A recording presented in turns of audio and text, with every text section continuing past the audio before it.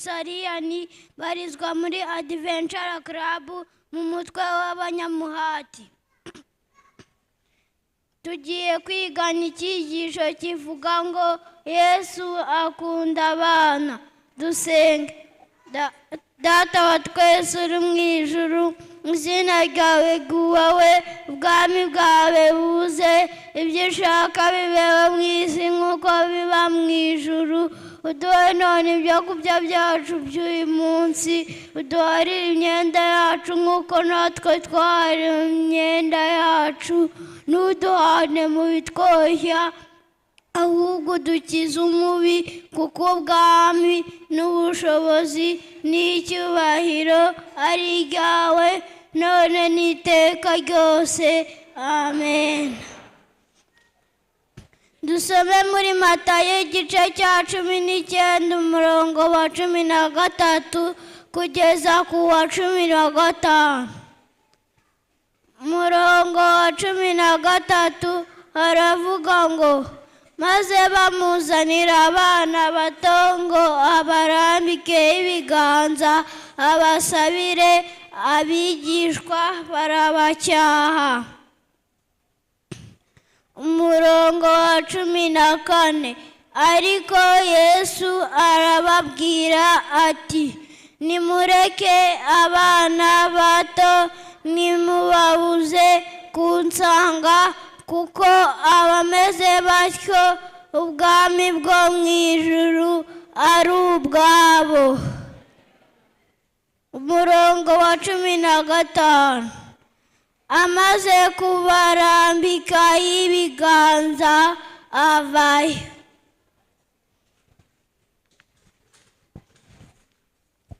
Babyeyi rero, nubwo dukubagana, natwe Yesu aradukunda.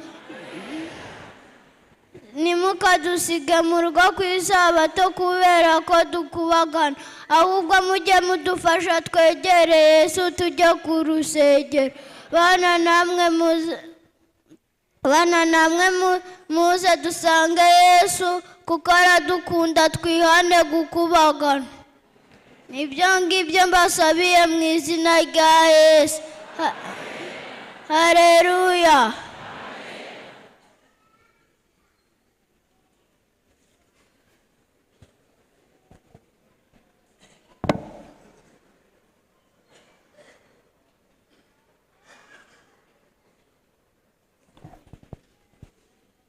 Haleluya.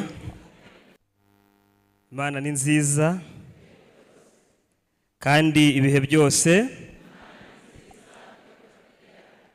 Reka dushime Imana ibiduhaye aya mahirwe yo kuba ahitiwe izina ryayo.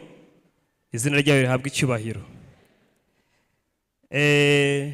Amazina yanjye nitwa Ntawuhigimana Leodomire.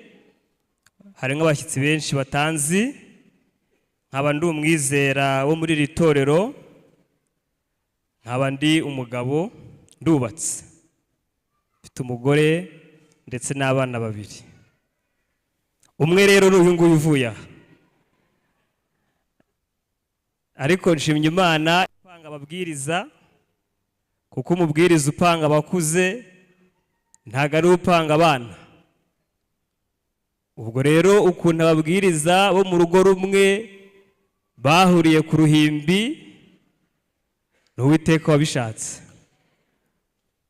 Hariho bibabaje se? Hariho bibabaje? Ndizera ntawe bibabaje, ariko Uwiteka ashimirwe imirimo ye.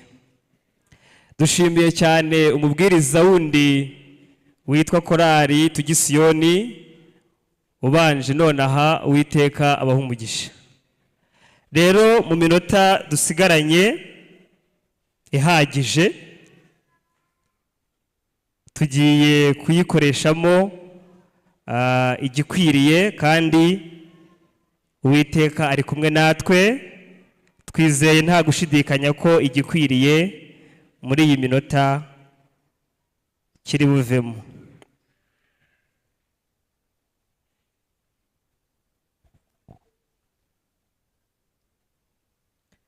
mureke tubanze dusenge.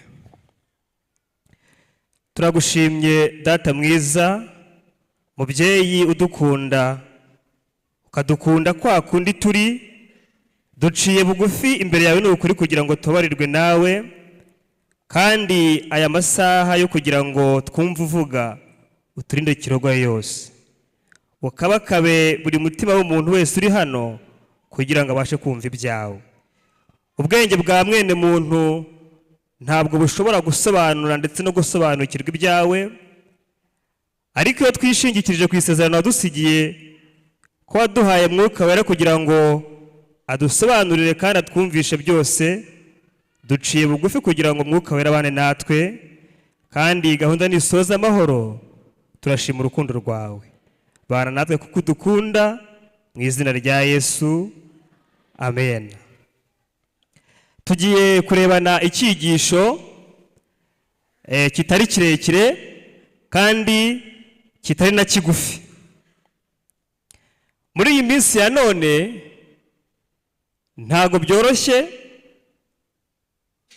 kuba umuntu yahabwa amahirwe, kuba umuntu yahabwa umwanya wo guhagarara imbere y'ubwoko bw'Imana agira icyo abubwira, kuko turi mu isi y'amajune, turi mu isi y'ibibazo, ariko abantu imitima irahabye. Nimugoroba mu gutangira isabato twaraye twize icyigisho cyiza cyane ndetse gifitanye isano n'icyo tugiye kwiga, kuko twasanze twese turi abarwayi, ahubwo ikibazo dufite ni uko abantu badashaka kwakira uburwayi bwabo ndetse ntibashake no kumenya uburwayi bafite. Twebwe rero tugiye kwiga icyigisho kivuga ngo mbese koko i Galiyadi nta muti womora uhari? Mbese koko i Galiyadi nta muti womora uhari? Kubera iki se hano Bibiliya yakoresheje Galiyadi? Kandi hari uduce twinshi dukomeye cyane, ariko muri Yeremiya igice cyaho cya 8 ku murongo wa 22 barandika bati mbese koko i Galiyadi nta muti womora uhari? Icyo nicyo cyigisho tugiye kurebera hamwe uyu munsi. Impamvu nabihuje n'icyigisho twaraye twize nimugoroba ko twese turi abarwayi, nuko noneho uyu munsi tugiye kureba umuti. Nimugoroba twasanze turi abarwayi, ariko uyu munsi tugiye kureba umuti. Iyo bavuze uburwayi bivuze ko hashakwa n'iki? Hashakwa n'umuti. Umuti iyo utabonetse aba ari ibibazo bikomeye cyane, kuko kimwe mu bimenyetso bikomeye kandi by'ihabya biranga umurwayi utazakira rwose, yanga iki? Yanga imiti, cyangwa se ntaba agifite n'ubushobozi bwo gukoresha imiti. Bivuze ngo umurwayi uzapfa, umurwayi utazakira, ikimenyetso cya mbere cy'ihabya ni ukudakoresha imiti, ni ukutakira ubuvuzi. None se koko i Galiyadi nta muti womora uhari? Galiyadi ni intara imwe yabonekaga mu burengerazuba bwo mu majyepfo ya Yorodani, kandi yari intara ikomeye cyane, ikaba ari n'intara izwi cyane, kandi ikaba yari ifite n'ibintu biyiranga bitangaje cyane, kuko ngo kari agace gakomeye cyane kakundaga kugaragaramo ibintu by'amavuta, ndetse i Galiyadi habaga n'imiti ikomeye cyane. Imiti, ubuvuzi bwari bushingiye muri kano gace k'i Galiyadi ko mu burasirazuba bw'amajyepfo ya Yorodani. Rero i Galiyadi ntabwo hari hatuye abapagani. hari hatuye abo mu muryango wa Gadi, hari hatuye abo mu muryango wa Rubeni, ndetse n'igice kimwe cy'Abamanase. Abo ni abapagani cyangwa ni Abisiraheli? Ni abapagani cyangwa ni Abisiraheli? Rero hari amahirwe njya ntanga mu rusengero, ababwiriza bamwe bakunda kubwira abantu ngo ntimusinzire. Oya, abafite uburyo musinzire, abafite tageti namwe tujyane, si byose? Ntabwo ariko abana bo mubabuze gusinzira kuko ntabwo baramenya kwihitiramo. Ariko uyu munsi icyiza gishyizwe imbere yawe, n'ikibi gishyizwe iki imbere yawe. Ushaka gusinzira iminota mike ayikoreshe neza. Ushaka ko tujyana iyi minota mike nawe agenza gute ayikoreshe neza. Ariko urubanza rukurinde ruri kuri we. Nuko nari nibo babwira ko i Galeyadi aho hari hatuye umuryango wa Gadi, hatuye n'umuryango wa Rubeni, ndetse n'igice kimwe cy'Abamanase. Mbabwira ko aho ngaho hatari hatuye abapagani, kuko iyo miryango ni imwe mu miryango 12 y'iki y'Abisiraheli. Muze kumva amateka ya Galeyadi. Uyu munsi wa none dufite Galeyadi, kandi iyo Galeyadi ntabwo ituwemo n'iki, ntabwo ituwemo n'abapagani. Ariko se koko kuki uruguma rw'ubwoko bwanjye rutakize? Kandi i Galeyadi ni igice kimwe twabonye gifite imiti ku rwego rwo hejuru. Ari niyo mpamvu umwanditsi yanditse ati ariko se koko i Galeyadi nta muti w'omora uhari? None se mu itorero ry'Imana nta muti w'omora uhari? Ese ibyaha birakorwa? Hoseya igice cya 6 umurongo waho wa 8. Tugiye kureba hahandi hatuye ubwoko bw'Imana, hahandi hatuye hamwe mu miryango y'Abisiraheli. I Galeyadi ni umudugudu w'inkozi z'iki? Ntabwo mwahageze. Hoseya igice cya 6 umurongo wa 8. I Galeyadi ni umudugudu w'inkozi z'ibibi. Kandi hatuye abaki? Hatuye abaki? Hatuye Abisiraheli. Hahindanijwe n'amaraso. Uyu munsi mu itorero hari ikibazo gikomeye cyane. Uyu munsi iwacu ahangaha ni Galeyadi. Twe twaratoranijwe, turi ubwoko bwatoranijwe ngo tube muri uwo mudugudu wa Galeyadi uzwiho kugira imiti kurenza indi midugudu. Ariko se koko i Galeyadi nta muti w'omora uhari? None se koko mu itorero ry'Imana ibyaha birakorwa? Ibyaha birahari? Ese ko Galeyadi yahindanijwe n'amaraso, uyu munsi mu itorero ry'Imana turi guhindanywa n'iki? Ibiduhindanya ni byinshi. Mbese ubusambanyi buri koreka itorero? Mbese ubuhehesi buri koreka itorero? Ubusambanyi ni ikintu kigenda kirushaho gufata indi ntera. Mbese amakimbirane mu miryango ari koreka itorero? Kugezaho umuntu umwe yavuze ati jewe iyo bugorobye nkomeza kwizerereza nshakisha uko amasaha yakura ngo byibuza nsange abo mu rugo bose baryamye, hanyuma nurumbuke ngende ninjire mu rugo nirohe mu buriri.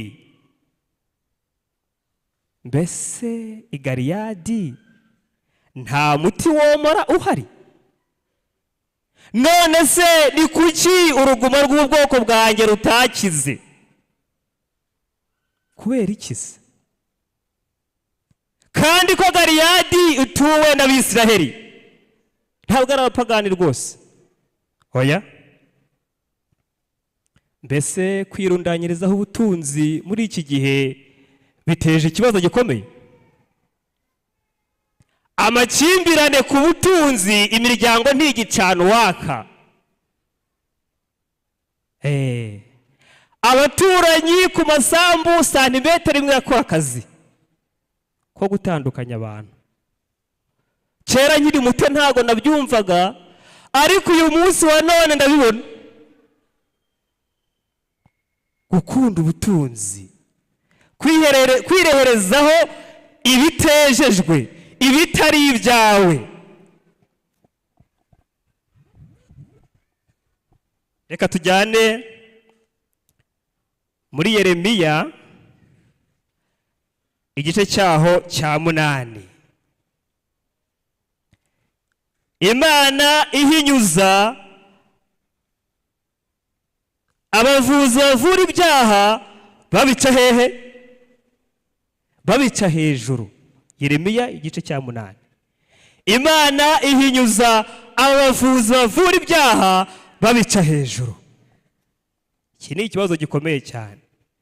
Hano Uwiteka yabasezeraniye ko abami babo, ibikomangoma ndetse n'abandi bantu bose bakomeye, yuko amagufwa yabo yose azatabururwa. Hanyuma muri uko gutaburwa kw'amagufwa yabo azanyuzwa imbere y'izuba, azashyirwa imbere y'ukwezi, kandi azaba yandagaye ku misozi nk'amase yandagaye. Ariko kuki tudakizwa? Kuki tutumva iby'Imana ku murongo wabyo? Ni ikibazo. Hari umuntu umwe dukorana yaratubwiye ati ko twafashe umwanya tukajya mu nsengero, bagenzi bacu bo bafashe umwanya bigira mu buraya bweruye bwishyuza amafaranga, bigira mu businzi bunywa ku mugaragaro, nta kibazo bafite. Aravuga ati turamutse tugize umwaku tugahurira n'abo bantu mu ijuru byagenda bite? Yongeye atanga igisubizo, aravuga ati ariko n'ubundi badutsindayo. Bivuze ngo n'ubundi hano mu isi ntabwo ari abizerwa. Ibyo yabivuze nk'umuntu udasenga, ariko ntabwo ari abizerwa. Iryo joro ryo ntibarikandagiramo, kuko nta nkozi y'ibibi izarigeramo. Reka turebe umurongo wa 5. None se ubu bwoko bw'i Yerusalemu kuki bwasubiye inyuma bukagendanira ko? Ubu bwoko kuki bwasubiye inyuma? Hari igihe umuntu akinisha ikintu cyo gusubira inyuma, ariko akagendanira ko. Hari inshuti yanjye yari umudivantiste w'umunsi wa 7, aza kugera igihe cyo gutegura ubukwe, aransanga aranyicaza, arambwira ati ubu noneho ngiye gukora ubukwe. Hari muri 2015. Ubu ngiye gukora ubukwe, ndumva igihe kigeze. Ati ni byiza, tukuri inyuma, turi kumwe nawe. None se ufite fiance? Ndamufite, ariko ntago ari umwizera w'itorero ry'Abadivantiste umunsi wa 7. Aha, wabitekerejeho neza. Arambwira ati icyo nashaka kubabwira ni iki, n'agakorosi gatoya ngiye gukata ngakora ubukwe, ngahita ngaruka mu itorero. Agakorosi kangana iki? Kuva 2015 aracyakata ka gakorosi, ntabwo arahinguka hariya. Kuva 2015 aracyakata ka gakorosi. Kari kanini se? Kari agakorosi gato. Ukinisha kuva mu by'Imana ukagera ahandi hantu hadasobanutse, ukagenda ujya ahantu habi. None ubwoko bw'Abisiraheli bwagendaniye ko, bugundira uburiganya, bukanga kugaruka. Mbese abantu mu iterano barariganya? Abantu barariganya? Turagundira uburiganya, ariko turagundira ibizadukoraho. umurongo wa 7, ni ukuri igishonda abagabo ni ikinyoni, twese turakizi, n'inyamanza turazizi, izo zose nubwo zizerera, nubwo zigendagenda, ariko zimenya umwami wazo, zimenya n'ibihe byazo. Ariko ubwoko bw'Imana bwatoranijwe bugashyirwa ahantu hari imiti, ntabwo tuzi igihe dusohoyemo, ntabwo tuzi igihe dusohoyemo. Umurongo wa 10, nicyo gituma abagore babo ngiye kubaha abandi, n'imirima yabo nzayiha abazayizungura. Ibyo twishingikirijeho byose biri mu biganza by'Uwiteka. Uyu munsi wa none iyo avuze yego ni yego, kandi iyo avuze ngo oya ni oya. Nta kintu na kimwe wakongeraho, nta kintu na kimwe wazamuraho. Ku murongo wa 10 niho tugeze, ngo kuko uhereye ku muto ukageza ku mukuru bose bihaye gushaka indamu mbi. Uhereye ku mukuru, uhereye ku mwana, bose bihaye gushaka iki? Gushaka indamu mbi.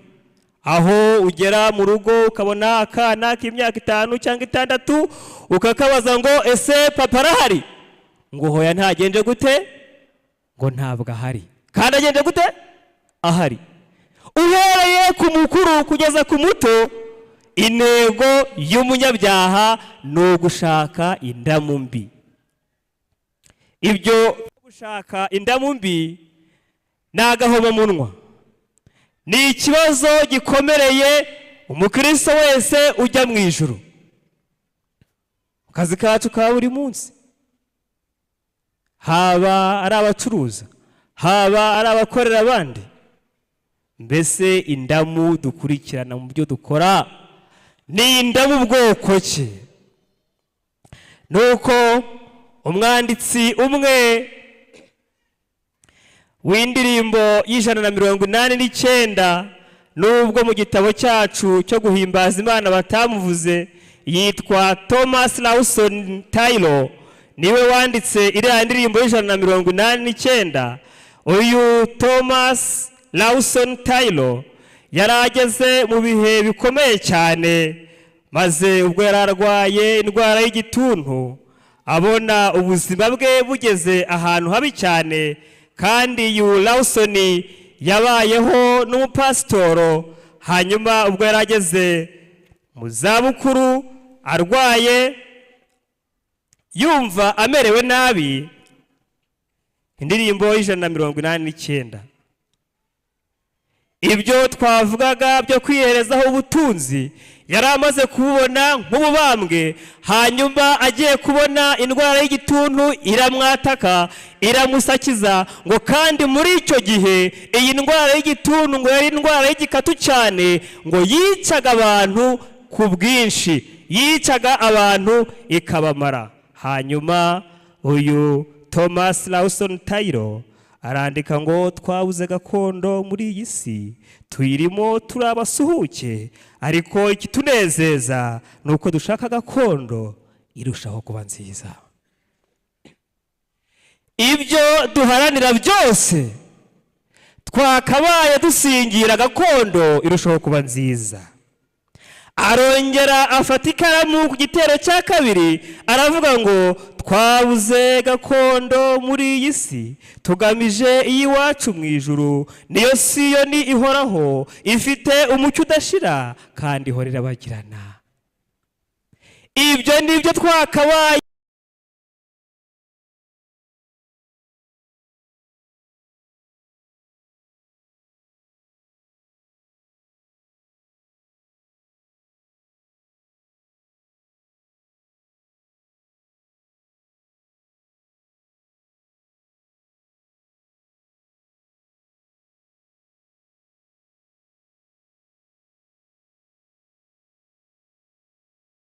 none nkaguruka nkigirayo nkibanira nawe mwami.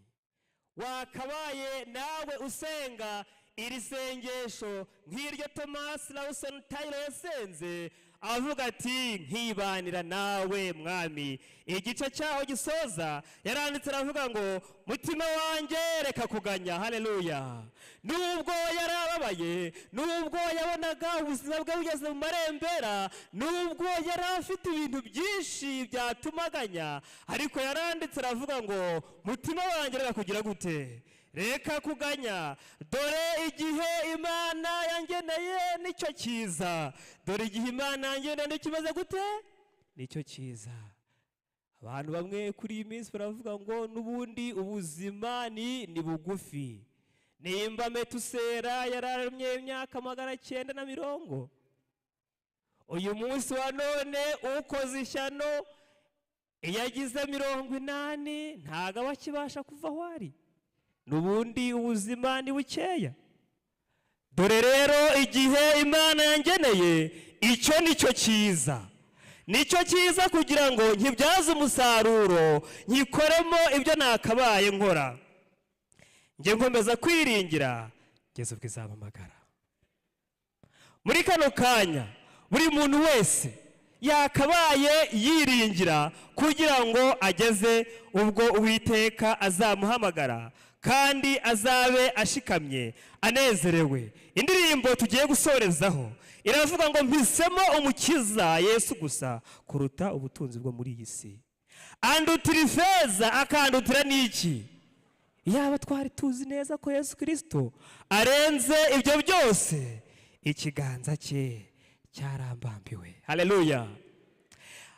Iyi refura niyo nshaka cyane rwose, aho kwitwa umuntu ugenje ute, aho kwitwa umuntu ukomeye kandi ndi umunyabyaha, nahitamo kuba uworoheje ariko ndi uwa Yesu. Muri kano kanya ndasabira buri muntu wese, aho guharanira kwitwa umuntu ukomeye, aho guharanira kwigwizaho iby'iyi si, ahubwo ko yahitamo kuba uwa Yesu. Ibyo nibyo mbasabiye muri kano kanya, nanjye mbyisabira mu izina rya Yesu.